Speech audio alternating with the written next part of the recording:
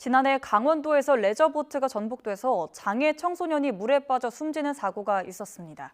사고 발생 반년이 넘게 지났고 또 경찰도 수사를 마무리했는데요. 유족들은 여전히 이해할 수 없는 부분이 있다고 주장하고 있습니다. 이 내용은 홍성욱 기자가 취재했습니다. 강원도 춘천 의하무에 있는 수상 레저시설. 사고는 지난해 7월 발생했습니다. 장애 청소년 레포츠 캠프 중 참가 학생과 장애인 체육회 직원 등 10명이 탄 보트가 전복됐습니다. 업체 직원이 물에 빠진 사람들을 구조했지만 학생 한 명이 보트에 남아있다는 것을 뒤늦게 알아차렸습니다. 나중에 확인해 보니까 다시 세보니까 한 명이 없는 거를 이제 뒤늦게 확인을 했다는 겁니다. 잠시 뒤 18살 A군을 찾았지만 의식을 잃은 상태였고 병원으로 옮겨졌지만 결국 숨졌습니다.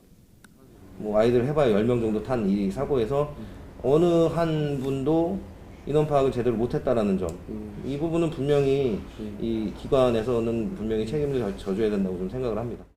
유족은 행사를 주최한 장애인 체육회가 사고 경위를 제대로 파악하지 못하고 있다고 설명했습니다. 전복된 보트 에어포켓에서 여학생이 먼저 구조됐는데 이때까지 A군이 빠져나오지 못한 것을 현장 직원들이 몰랐다는 건 과실 책임이 있다는 겁니다. 저희도 이 사람들한테 적극적으로 이런 거를 다 찾아가서도 물어봤는데 이런 얘기는 경찰에서만 진술한 거고 저희는 이걸 처음 봐요 지금. 경찰은 레저업체 대표를 과실치사 혐의를 입건해 사건을 검찰로 넘겼습니다. 하지만 장애인 체육회에는 아무 책임을 묻지 않았습니다. 수사를 벌인 춘천경찰서는 사고를 낸 건 보트를 몬 업체 대표라며 장애인 체육회가 행사를 주최했더라도 사망사고와 관련해 책임이 없다고 판단했다고 밝혔습니다.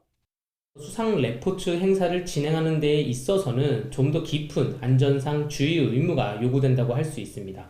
그럼에도 불구하고 장애 청소년의 사망사고가 발생했는데 이 주체나 주관사들에 대해서 이건조차 하지 않는다. 여기에 대해서 과연 유가족들이 납득할 수 있을지 의문스럽습니다.